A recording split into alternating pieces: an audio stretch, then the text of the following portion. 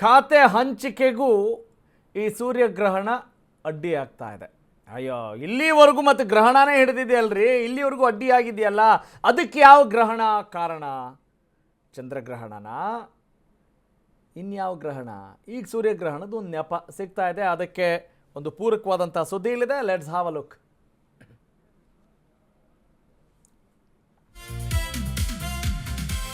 ಖಾತೆ ಹಂಚಿಕೆಗೂ ಸೂರ್ಯಗ್ರಹಣ ಅಡ್ಡಿ. ಡಿಕೆ ಸಂಪುಟದಲ್ಲಿ ಖಾತೆ ಹಂಚಿಕೆಗೆ ಗ್ರಹಣ. ಅಮಾವಾಸ್ಯೆ ಕಳೆದ ಬಳಿಕವಷ್ಟೇ ಖಾತೆ ಹಂಚಿಕೆ ಅನ್ನುವ ಮಾತಿದೆ. ನಾಳೆಯವರೆಗೂ ಸಚಿವರಿಗೆ ಖಾತೆ ಹಂಚಿಕೆ ಇಲ್ಲ. ಅಮಾವಾಸ್ಯೆ ಕಳೆದ ನಂತರ ಖಾತೆಗಳ ಹಂಚಿಕೆ. ಹೀಗಾಗಿ ಸಂಪುಟ ಸಭೆ ನಾಳೆಗೆ ಮುಂದೂಡಲಾಗಿದೆ. ಇದು ನಿಜವಾದ ಜ್ಯೋತಿಷ ಎಚ್ಚರಿಕೆಯೋ ಮನವರಿಕೆಯೋ ಗೊತ್ತಿಲ್ಲ, ಅಥವಾ ಖಾತೆ ಹಂಚಿಕೆ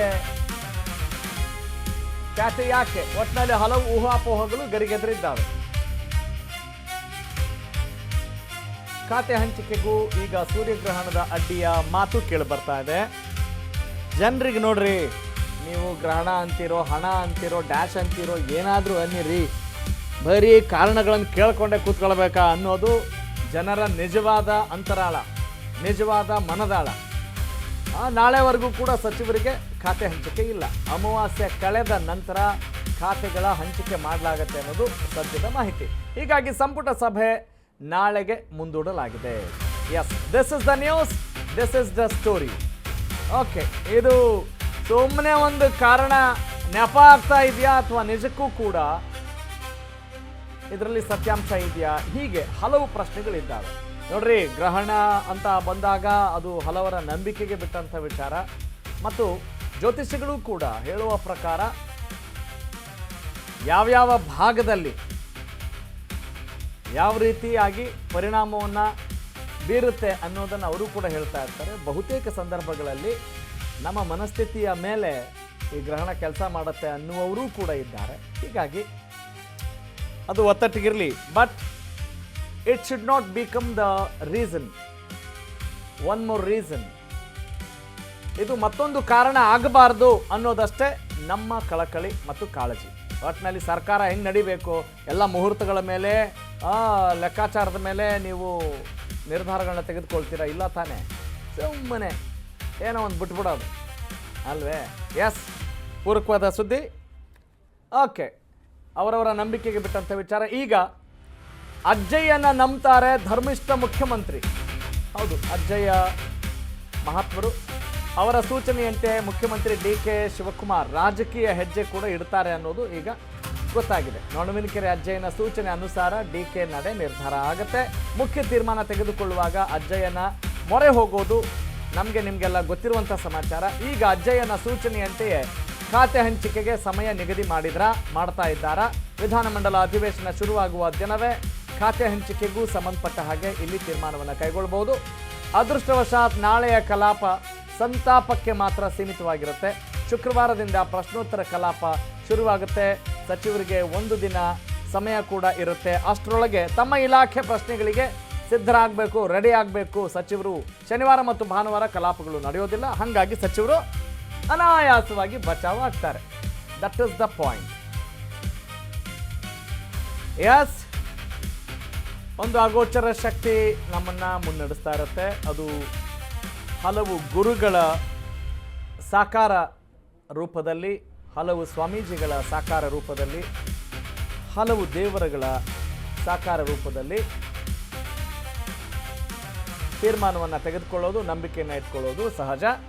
ಮುಖ್ಯಮಂತ್ರಿ ಡಿ ಕೆ ಶಿವಕುಮಾರ್ ಯಾವುದೇ ಪ್ರಮುಖ ಕೆಲಸಗಳನ್ನು ಕೈಗೊಳ್ಳುವಾಗ ಅಜ್ಜಯ್ಯನ ಮೊರೆ ಹೋಗ್ತಾರೆ, ಅವ್ರನ್ನ ನಂಬ್ತಾರೆ ಅನ್ನೋದು ಈಗಾಗಲೇ ಜಗಜ್ಜಾಹೀರಾಗಿರುವಂಥ ವಿಚಾರ.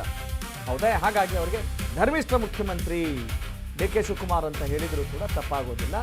ಅಜ್ಜಯ್ಯನ ಅಣತಿಯಂತೆ, ಅಜ್ಜಯ್ಯನ ಸೂಚನೆ ಮೇರೆಗೆ ಮುಖ್ಯಮಂತ್ರಿ ಡಿ ಕೆ ಶಿವಕುಮಾರ್ ಎಲ್ಲ ತೀರ್ಮಾನಗಳನ್ನು ಪ್ರಮುಖವಾಗಿ ಕೈಗೊಳ್ತಾರೆ ಅನ್ನುವ ದೃಷ್ಟಿಕೋನದಿಂದ ಈಗ ಅಜ್ಜಯ್ಯನ ಸೂಚನೆಯಂತೆ ಮತ್ತೆ ಹೆಜ್ಜೆ ಹಾಕಬಹುದು ಖಾತೆ ಹಂಚಿಕೆಗೂ ಸಂಬಂಧಪಟ್ಟ ಹಾಗೆ ಅನ್ನೋದು ಮಾಹಿತಿ. ಓಕೆ ವೆಲ್, ಈ ಬಗ್ಗೆ ಮತ್ತಷ್ಟು ಮಾಹಿತಿ ನೀಡ್ತಾರೆ ನನ್ನ ಕಲೀಗ್, ನಮ್ಮ ಪೊಲಿಟಿಕಲ್ ಕರೆಸ್ಪಾಂಡೆಂಟ್ ದೀಪಾ ಕುಕ್ವಾಡ. ದೀಪಾ, ಈಗಾಗಲೇ ಬಹಳಷ್ಟು ಕಾರಣಗಳನ್ನು ನಾವು ಎಲ್ಲ ನೋಡಾಗಿದೆ. ಈಗ ಗ್ರಹಣದ ವಿಚಾರ ಕೂಡ ಬಂದಿದೆ ಮತ್ತು ಅಜ್ಜಯ್ಯನ ಸೂಚನೆಯಂತೆ ಮುಖ್ಯಮಂತ್ರಿ ಡಿ ಕೆ ಶಿವಕುಮಾರ್ ತೀರ್ಮಾನವನ್ನು ಕೈಗೊಳ್ತಾರೆ ಅನ್ನೋದು ಕೂಡ ಖಚಿತ. ಈಗ ಅಜ್ಜಯ್ಯನ ನಂಬಿಕೆಗೂ ಈ ಖಾತೆ ಹಂಚಿಕೆಗೂ ಹೇಗೆ ಸಮೀಕರಣ ಆಗುತ್ತೆ? ಐ ಡೋಂಟ್ ನೋ, ಬಟ್ ಅಜ್ಜಯ್ಯನ ಸೂಚನೆ ಏನು, ಅದಕ್ಕೂ ಈ ಸಂಪುಟ ಹಂಚಿಕೆಗೂ ಖಾತೆ ಹಂಚಿಕೆಗೂ ಯಾವ ರೀತಿ ಲಿಂಕ್ ಇಲ್ಲಿ ಕಲ್ಪಿಸಲಾಗ್ತಾ ಇದೆ?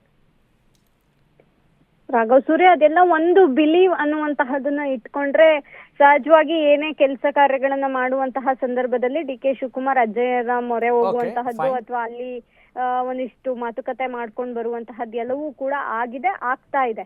ಇವತ್ತು ಅಮಾವಾಸ್ಯೆ ಕೂಡ ಇರೋದ್ರಿಂದ ಸಹಜವಾಗಿ ಅವ್ರು ಇವತ್ತು ಅಲ್ಲಿ ಅಜ್ಜಯ್ಯನ ಮಠಕ್ಕೆ ಹೋಗಿ ಅಲ್ಲಿ ಪೂಜೆ ಪುನಸ್ಕಾರ ಮಾಡುವಂತಹದ್ದು ಕೂಡ ಮುಂದುವರೆದಿದೆ.